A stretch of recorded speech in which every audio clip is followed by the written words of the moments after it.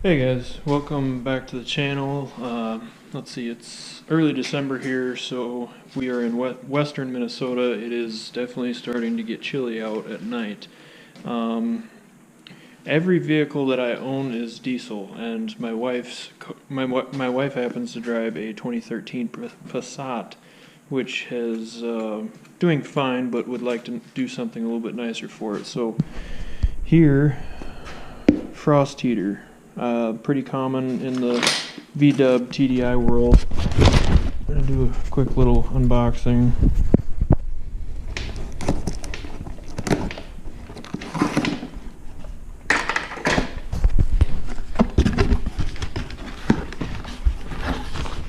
Here we go.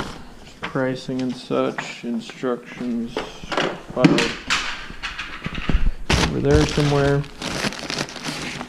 Alright. I'm a fan. Here we go. So that's what it's looking like. Coolant inline heater.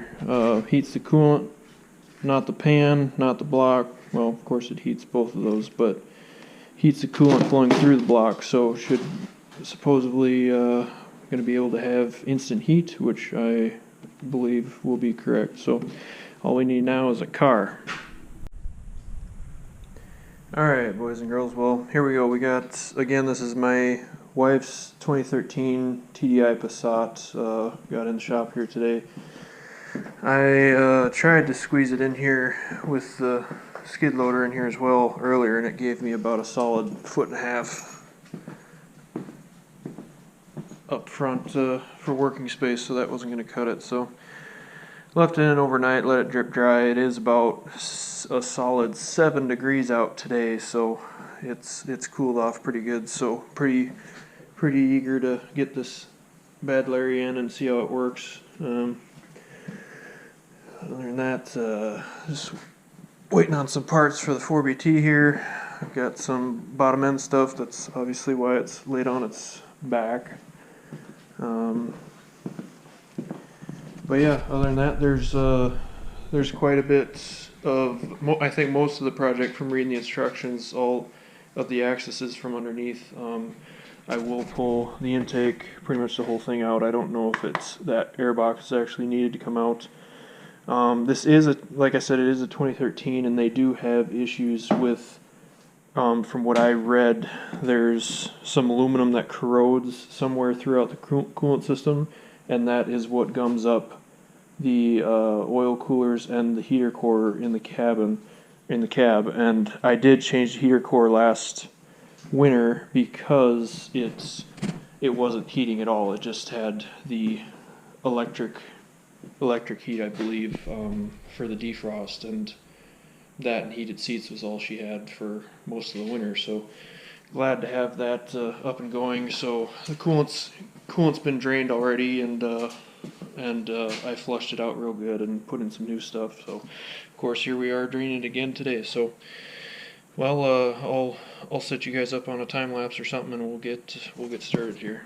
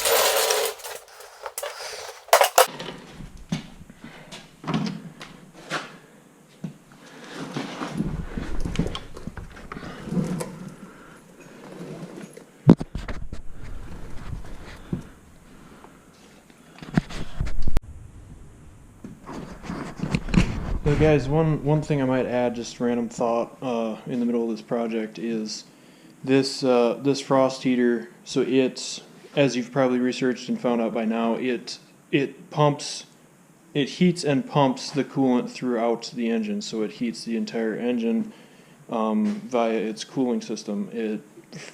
I have one on my tractor. It works very well. It's a different brand, but as far as climates, this, again, it is 7 degrees outside today. We are in Minnesota. It gets cold. If you're anywhere in Canada, anywhere in colder regions, this is, I would personally highly suggest it.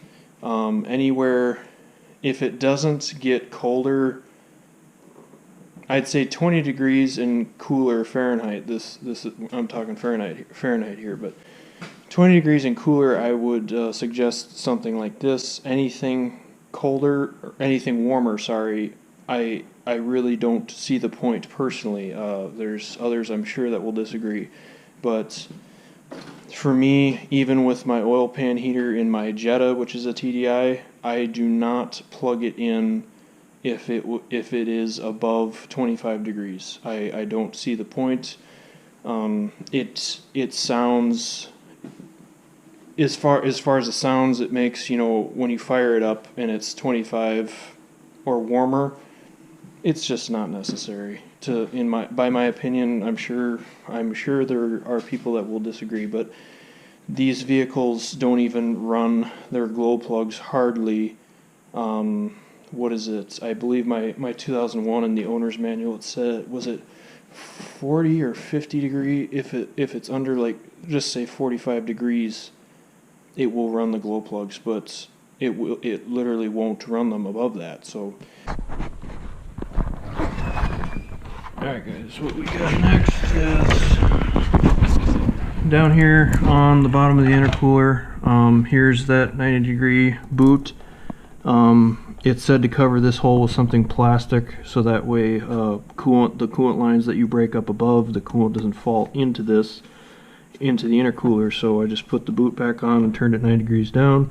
Everything's gonna fall down into the bucket, in theory. Cracked the lid on the reservoir here to take off any pressure. I already did that. Put it back on so the whole system's in drain. Next we got that T right there. Hopefully I can get this on camera. It is right here. So one line goes down into the oil cooler, which is right here. The other line goes off over here to the transmission cooler, and the other line goes straight back towards the engine and actually hooks right into the block. So each hose has to come off. If you don't have a set for these cable, hose clamp pliers work amazing. They're not, this pair in particular, not terribly expensive, maybe 15 or 20 bucks. Anyway, yep, let's get after it.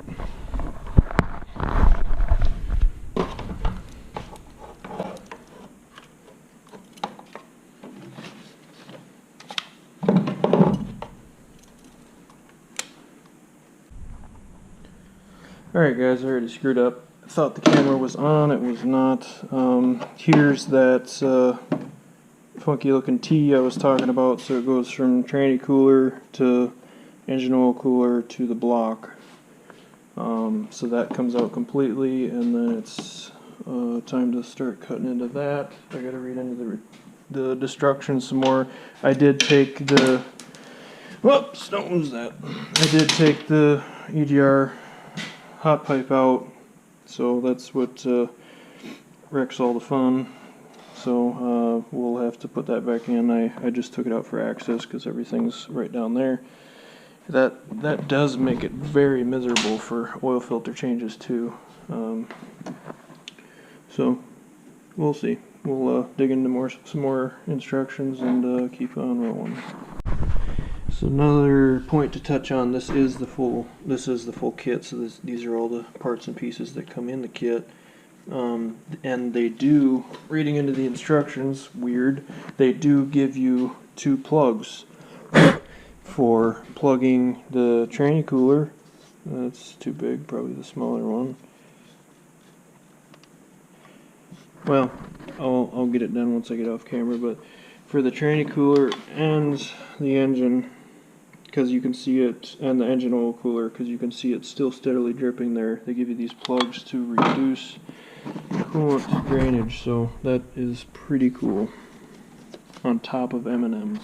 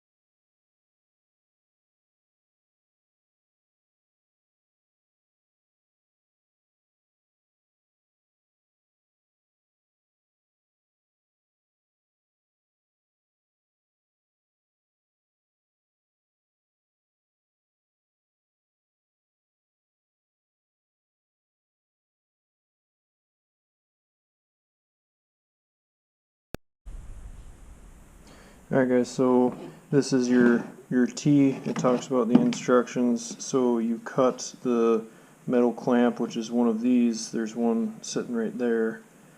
Cut that off, pull that off, and this is to be loosely mounted back into the car, just lined up with everything. And from reading the instructions, the top line of the frost heater to this guy here,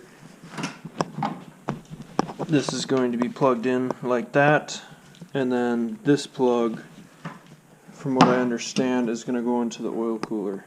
So we'll get that set in and I'll show you guys what it looks like.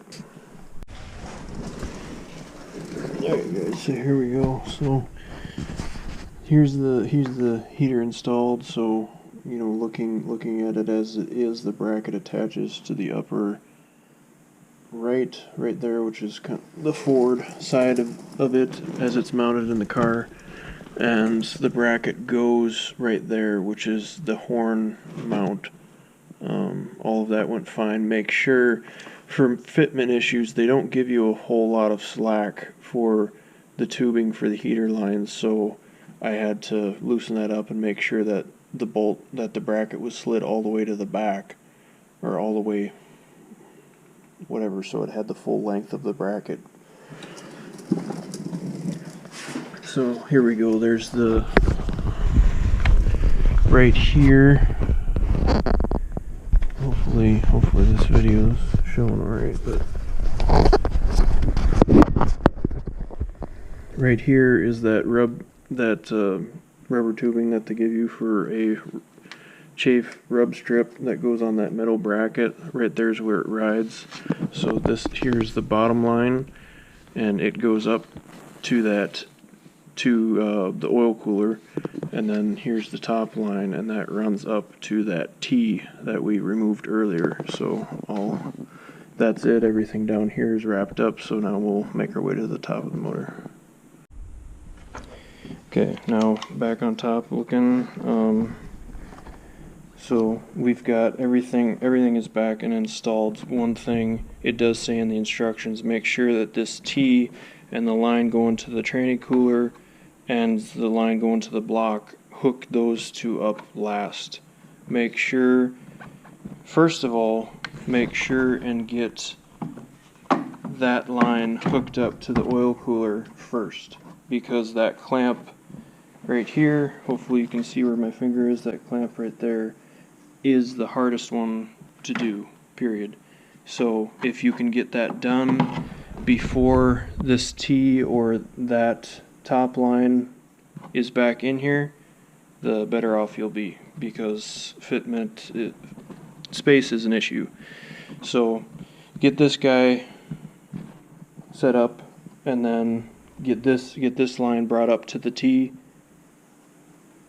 Hook it up to the block, hook it up to the tranny cooler. Like I said, they don't give you a ton of slack with the hose coming off the heater, so you gotta make do with every inch. So, but once you that's really it. You get that hooked back up, and it's really just putting it all back together. This EGR pipe needs to go back on now that I don't need it for fitment for any space or anything. So then put the intercooler 90 back on down there, and intake, and throw some coolant at it. The one thing about these intakes, if you guys haven't taken one off before, I took it off as that entire unit right there, so you don't have to take all the screws out and pull the filter out. There's no point. There's little rubber grommets that go around each one of these studs, so really you can just grab hold of the whole thing and just yank it right off those studs, and then take the clamp off here. This just slips off. You got to remember to put it back on when you put the intake back in. There's a line here, and then electrical connector here for mass airflow, I suppose. And that's really about it, guys. It's very, very descriptive. A lot of words, a lot of pictures, very good detailed pictures. But that's the gist of it. It's really just this line right here is what you're dealing with. Most everything else is just kind of pulling things apart to get access to that, and then obviously mounting the heater down there. What I did, I ran the cord up along next to the fan, so it's not going to touch the fan. Zip tied it real good, and then you can run it in back here where this coolant line is here, and out this hole. That's where I had the pan heater. I did that on this side. I had the plug coming out that hole. I just have it right here. It works just fine. I put a little extra electrical tape on there for chafing purposes, and we're ready to buck. So we'll get this slap back together and show you what it looks like when it's done. Alright guys, all back together here. Here's how it looks.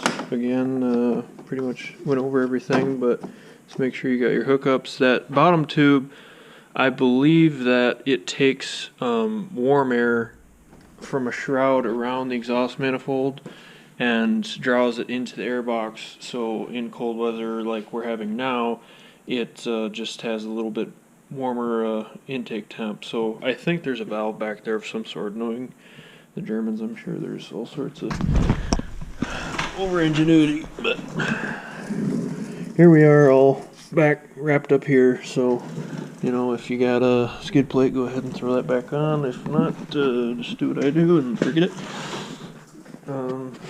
Yeah guys, that's really about it. We're looking good. It doesn't say in the instructions, at least not that I read, maybe it does, about how much coolant the heater will take. It will take a fair bit extra. So this is really, that is all that came out. It's like a third of a cup. That's what leaked out when taking off those lines. And that really is due to these caps, honestly, that came with the kit. So huge shout out to Frosty here for those, because those were awesome. I did start this yesterday. I'm wrapping it up today. But yeah, it's very descriptive instructions, but do make sure that you read thoroughly and make sure that you get enough coolant back in. Take your time, make sure you get all the air bubbles out and that you're not running low. Obviously there is a dash indication if you do. One other thing, it does mention in the instructions for this particular car, it is a 2013. It did have that corrosion issue in the coolant system like we talked about earlier, and they said in the instructions that to take a good look at your oil cooler, which is that fella right there, and make sure that there's coolant flowing out of that. If not, it's very possible that that could be plugged, just like the heater cores get plugged in these cars, which is no good. So make sure and take special notice of that.